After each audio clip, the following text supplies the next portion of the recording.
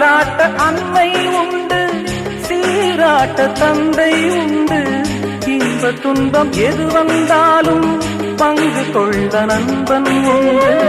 ஒரு தாயின் பிள்ளை போல உருவான சொந்தம் கொண்டு வருங்காலம் யாவும் வெல்ல இணைந்த கைகள் என்றும் உண்டு.